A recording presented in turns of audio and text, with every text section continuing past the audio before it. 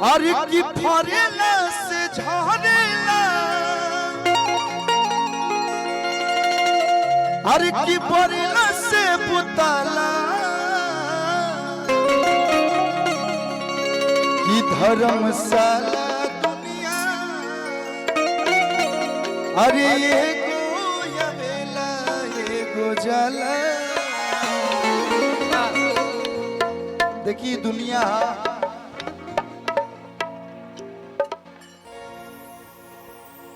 कभी कभी ऐसा न होला कि एक जगह केहू गुजरेला तो जे लोग दुख मनावेला, और जे कहीं बगल में जब लड़का होला तो लोग माइक लगा के सोहर बजावेला, सोहर गावेला। तो कभी दुख कभी सुख। कभी कभी ऐसा आदमी देखले बा घटना कि घर के बुजुर्ग वही दिन गुजरेले, वही दिन घर में लड़का पैदा हो जाला, तो लोग कहे लगे देखो दादाजी के रूप में बबुआ आएगा। हम कुछ दिन पहले नीम करोली बाबा गए रहनी, बड़ी नाम सुने रहनी। वो जाके ये अपना मन से भइल कि दुनिया में कुछ नहीं खे। जब आदमी आंख मुदलस भगवान के याद कैलस तो ये भइल कि काहे खातिर इतना भागता दौड़ता। पहले ही सुकून रहे कि कम गावत रहे आदमी, कैसेट में 8 गो गाना होके आदमी अपना परिवार के रहत रहे, लेकिन फिल्म बनावता स्टेज करता, लेकिन सुकून कहीं नहीं थे। पैसा बा लेकिन सुकून आदमी के भुला गइल बा। हई जौन सुकून बा ना रणविजय भैया भिक्कू भाई बाणे, बहुत कमे लोग ले पाएला। बिहार से चाहे यूपी झारखंड से जितना लोग बिलोंग करेला वही सुकून ऐसे पालेला कहे कि गांव में रहेला, गांव के लोग से मिलेला। टाइल बानी तो 2-4 लोग खातिर कामे आ जाए, नहीं तो मैं पैसा धर लेके धरल रह जाए। कोरोना आयल रहा, निमन करोड़पति और अपति लोग जान गए हैं कि ना जे बात से अपने लोग बा, नहीं तो दूसरा के लोग छुआहू में डराते रहे। टाइल बानी तो कुछ 2-4 लोग के काम में आ जाए, नहीं तो का बा रोबो जाके बाहर जाए गाना के भाव। अरे की फरेला से झरेला, अरे की फरेला से पुताला, की धर्मशाला दुनिया एगो यवेला एगो जाला।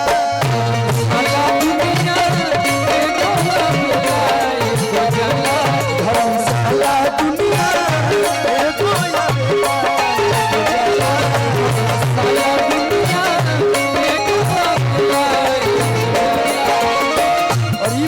से भिक्कू भाई हमको एगो सीख मिल गया कि अब हम भी आप लोग के साथ बैठ के 2-3 गो भजन गा सकते हैं, निर्गुण गा सकते हैं।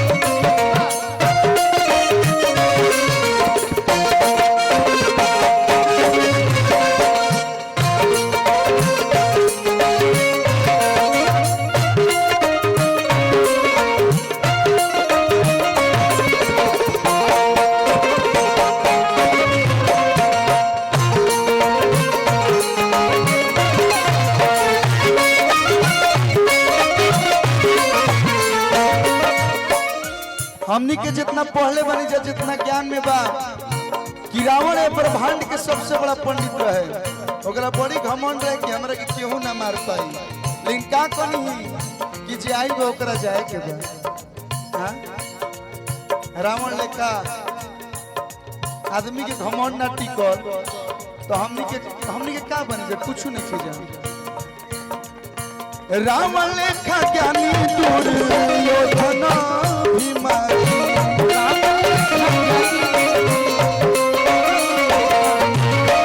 बाली लेखा सानी करम जैसा होता।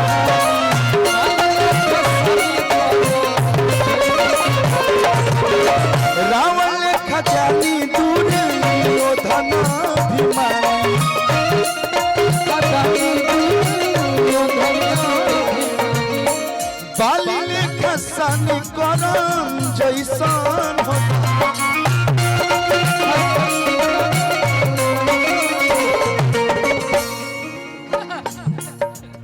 वो कमाली होता ना रील पर से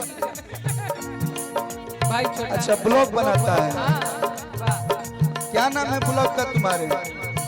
रुको आयान ब्लॉग 1212 बाबू के आप लोग चैनल के सब्सक्राइब करे लोग, खूब आगे बढ़ाए लोग। ये गाँव तो हार ना, चलो बहुत बहुत आशीर्वाद। केहू के निशान नहीं, केहू के निशान नहीं, हो चले भेटा धर्मशाला दुनिया एगो आवेला एगो जाला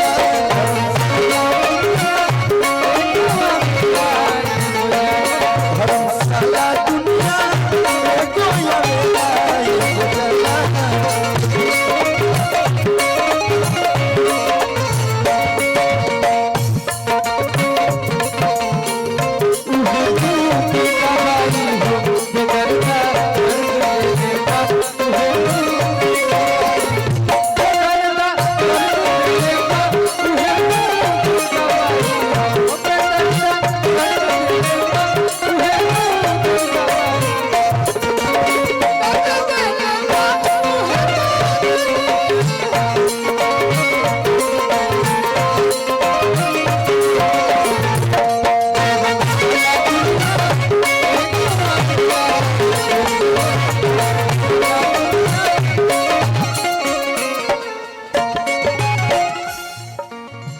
अवध सम्राट चक्रवर्ती दशरथ जी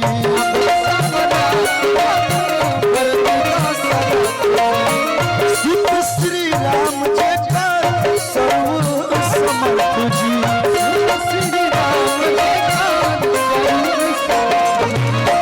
अवध सम्राट, अवध के वहाँ के सम्राट नहीं, राम जी के विरोध में वहाँ के अपन जिंदगी गुजारते हैं। अवध सम्राट चक्रवर्ती दशरथ जी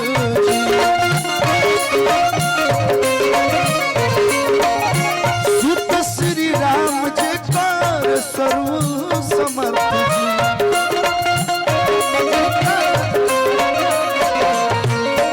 जियला पतु कतनो परफ्यूम मार ले गोलू भैया,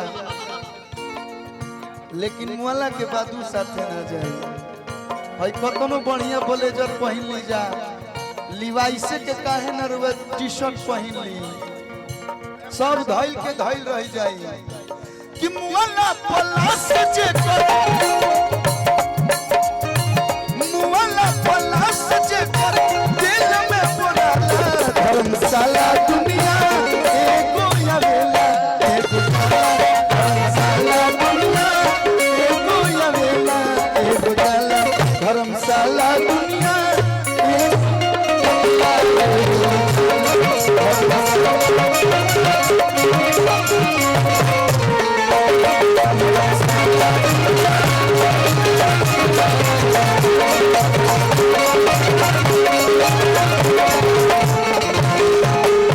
की धर्मशाला दुनिया अरे एगो आवेला एगो जाला। बहुत बहुत धन्यवाद, जितना हमारा समझ में रहे। देखी हम कनी कि अभी तो हमने के छोट बने बिना भी क्या जी अखिया तोहरे ही रही के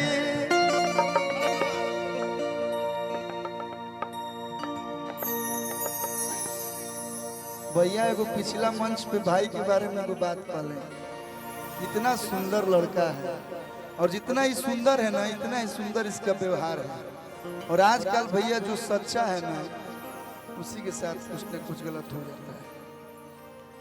सच है भैया, हम है तना बढ़िया लड़का बताई, हमारे लड़का बढ़िया लड़का कहीं मिली सबके हम एक ही चीज सीखले बनी। अच्छा तू गाड़ी देता रहनु, दो बार गोड़ लगा गाड़ी दे, तीसर का बार में कहना जो खुश रहो, तो हम ही सीखले बनी। लेकिन अब वो जमाना नहीं खे, गोड़ लगी आशीर्वाद नहीं कर दे, सामने जवाब देना माँ देव आशीर्वाद मत दे, तार से देखा देखी ना रहे। ये सीखे के बाद कलयुग चलता। कल्लू जुग चलता। कल्लू हो अखिया तोहरे ही रहिया ताके गइलू कई सहन रोग धरा के ई मिलन वाला मन तड़पे छान छान दिल हमार लागे कहीं वो साथी रे तेरे बिना भी क्या जीना तेरे बिना भी क्या जीना वो साथी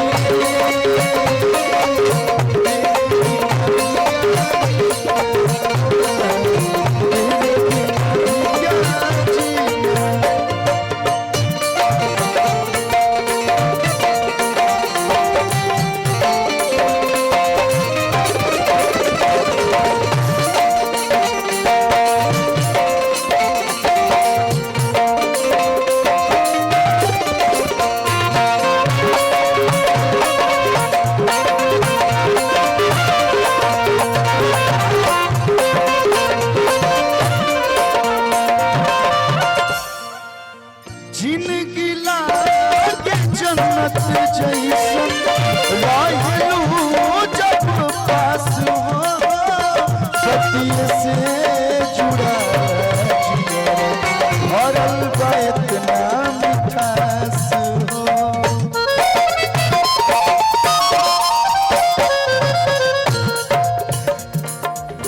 जिंदगी लागे जन्नत जैसन रहलू जब पास हो बत्ती से जुड़ा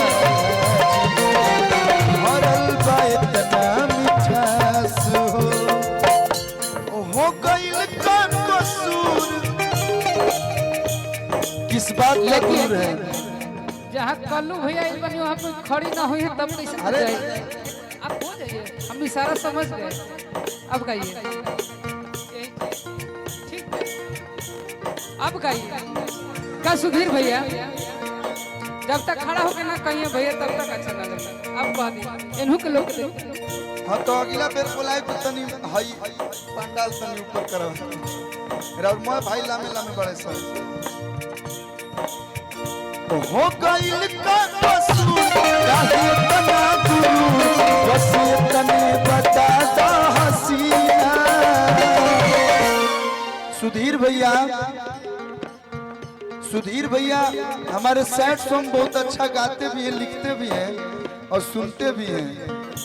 एगो हमारा खातिर लिख ना दी कि इतिहास रचा जाओ कि कदम कदम पर बहारों ने साथ छोड़ा, जरूरत पड़ी तो यारों ने साथ छोड़ा। कदम कदम पर बहारों ने साथ छोड़ा, जरूरत पड़ी तो यारों ने साथ छोड़ा।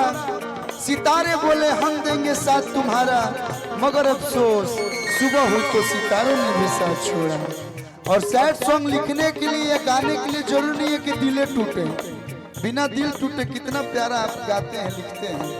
हम भी आप ही के कैटेगरी में आते हैं। ना मैंने किसी से दिल लगाया, ना मैंने किसी का दिल दुखाया, बस फील कर लेते हैं।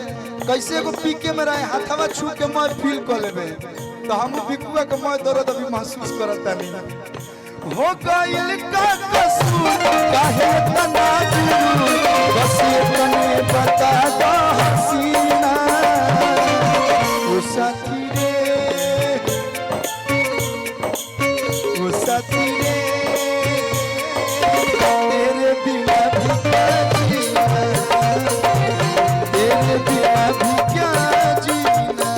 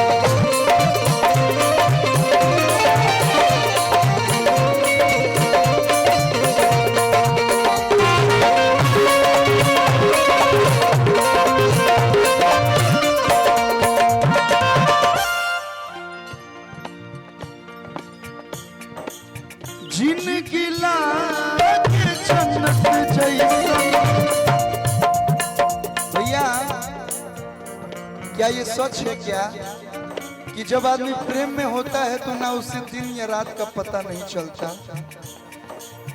वो जो कह दे, वो जो ये बोल दे कि मुझे चांद तोड़ के ला दो, तो लड़का चांद तोड़ने की भी हिम्मत कर लेता है। इतनी हिम्मत आती कहाँ से? प्यार में वाकई ताकत होता है। जिनकी लागे जन्नत जैसन रहलू जब पास हो, गति से भरल बा इतना मिठास हो।